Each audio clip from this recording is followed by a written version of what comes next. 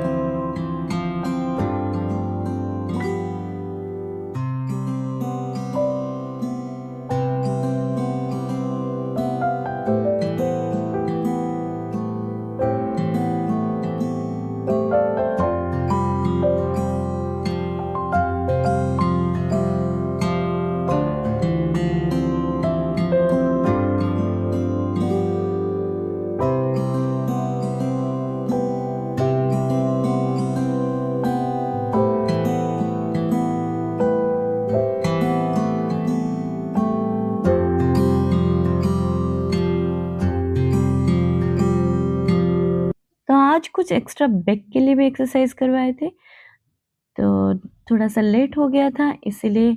और जिमी को आप देख सकते हैं, ये जब भी एक्सरसाइज़ करवाती हूँ ना, ये बहुत ज़्यादा बदमाशी करता है। मतलब करना नहीं है उसको, ज़बरदस्ती करवाती हूँ और उसके बाद ही बदमाशी उसका उसी वक़्त ही स्टार्ट हो जाता है।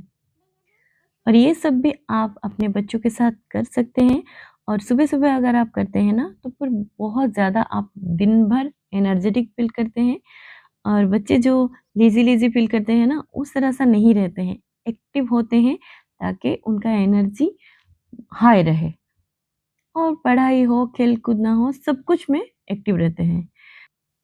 ये अगर रोज़ करते हैं ना, तो उनका कोर मसल अच्छा रहता है और उनका पेल्विक और जो स्ट्रेचिंग बहुत ही ज़्यादा अच्छा रहता है।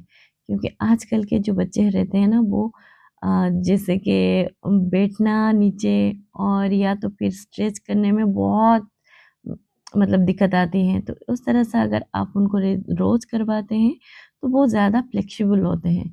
बहुत बच्चे फ्लेक्सिबल हैं, हम भी थे अपने बचपन में, पर आजकल वो एनर्जी नहीं रहा जैसे पहले के ज़माने में था।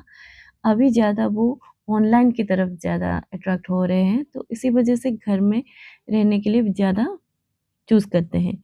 तो इस वजह से फिज़िकल एक्टिविटीज़ बहुत कम हो रही है। अगर फ़ोर्सफुली उनको कहीं पे हम डाल रहे हैं, खेल-कूद में हो, डांसिंग में हो या तो फिर कोई गेम्स में, तो उस तरह से वो इन्वॉल्व होते हैं। वो भी 1 घंटा, डेढ़ घंटे का क्लास रहता है, उसके बाद घर में आके वही रूटीन वो फ़ॉलो करते हैं।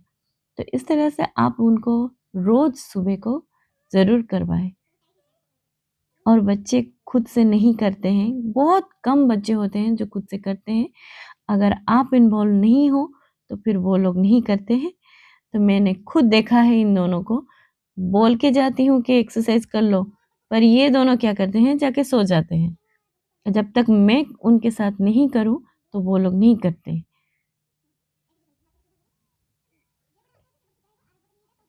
और अभी से अगर करेंगे ना, तो धीरे-धीरे उनकी फ्लेक्सिबिलिटी, मोबिलिटी बहुत बढ़ती जाएगी।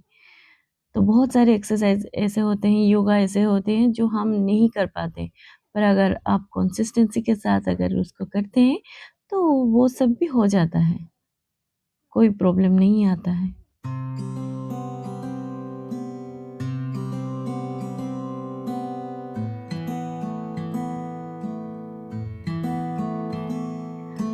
और एक्सरसाइज़ करवाने के बाद फिर 6:55 हो जाता है और मैं चली आती हूँ नीचे क्योंकि मुझे ब्रेकफ़ास्ट बनाना होता है और मेरे बड़े बेटे का आज स्कूल है ऑफ़लाइन और ऑनलाइन क्लास जिमी का है, छोटे बेटे का।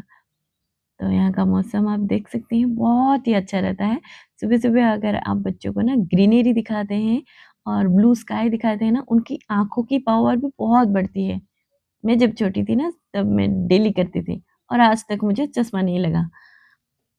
अब मैंने यहाँ पे ये स्वीट पोटैटो को बॉयल कर लिया था क्योंकि मैं उसको स्नैक्स में देने वाली हूँ और ये बहुत ही ज़्यादा हेल्दी रहता है। आप उसको मतलब कुछ भी न अलग सा चीज़ अगर दे रहे हैं तो उससे ज़्यादा आप इसको दीजिएगा, उससे एनर्जी बहुत ज़्यादा हाई रहती है। और उसके साथ ही मैंने यहाँ पे पोहा उपमा बनाए थे, जो कि मेरे छोटे बेटे को बहुत ज़्यादा पसंद है और ये बहुत जल्दी भी बन जाता है। आप ना ब्रेकफ़ास्ट में इस तरह से चूज़ कीजिएगा, जो कि झटपट से बन जाती है और आपका टाइम भी बचता है और बहुत ही ज़्यादा हेल्दी होता है, लाइट भी होता है। तो उपमा इसलिए बेस्ट होता है क्योंकि ये बहुत ही कम ऑयल में बन जाता है और साथ ही साथ ये मतलब आप एक ही बार में उसको बना सकते हैं, सारे फैमिली एक साथ में खा सकते हैं।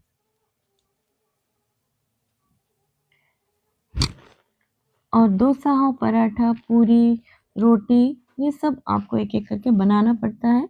वो आप चाहे ना उसको छुट्टी के दिन में बना सकते हैं, आराम से बैठ के खा सकते हैं। अगर आपके पास ज़्यादा टाइम नहीं है, आप वर्किंग प्रोफ़ेशन में हो या तो फिर आपको कहीं ड्यूटी जाना है, तो आप इस तरह सा ईज़ी ब्रेकफ़ास्ट बना सकते हैं। या तो फिर बच्चों को ना रागी माल्ट भी दे सकते हैं। तो जैसे कि मैंने पोहा उपमा बनाया था टिफ़िन के लिए और वो खा के जाने वाला था डोसा। तो डोसा के साथ उसको ना दूध बहुत ज़्यादा पसंद है मेरे बड़े बेटे को। मैंने डोसा के साथ सांभर भी बनाया था, पर उसको आज मन था कि डोसा के साथ मिल्क खाने के लिए। तो उसको बहुत ज़्यादा पसंद है। इवन मुझे भी पसंद है। मैं भी जब बचपन में डोसा डोसा तो हमारे यहाँ नहीं होता, इसको चोकुड़ी पिठा बोलते हैं। चोकुड़ के साथ दूध हमारा बेस्ट कॉम्बिनेशन रहता था। हम बचपन में बहुत खाए हैं और जो भी मैंने खाए हैं ना, तो बच्चों को भी सिखाती हूँ कि इस तरह से भी मैंने खाए हैं। तो वो लोग भी चूज़ करते हैं उस तरह से खाने के लिए। तो यहाँ पे मेरा ब्रेकफ़ास्ट भी बन गया था और लंच के लिए टिफ़िन भी बन गया था और स्नैक्स के लिए भी मैंने रेडी कर लिया था। जो स्वीट पोटैटो मैंने बॉयल किया था, उसका छिलका निकाल के उसको कट कर लिया था और उसमें थोड़ा-सा चाट मसाला, थोड़ा-सा मैंने वहाँ पे नींबू और ब्लैक सॉल्ट इस तरह से दे के उसका एक चाट जैसा बना लिया था।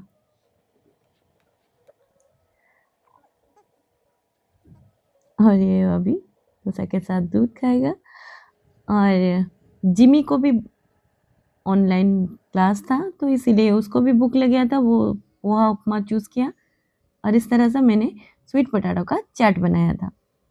और इसकी रेसिपी ना मैं अपनी कुकिंग चैनल में अपलोड की है, वो आप वहाँ पे जाके चेक कर सकते हैं।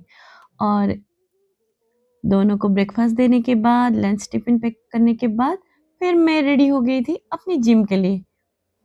तो ये थे हमारे डे 10 की व्लॉग। आपको कैसी लगी मुझे कमेंट में ज़रूर बताइएगा। अगर वीडियो अच्छी लगी है तो लाइक और सब्सक्राइब भी कर दीजिएगा।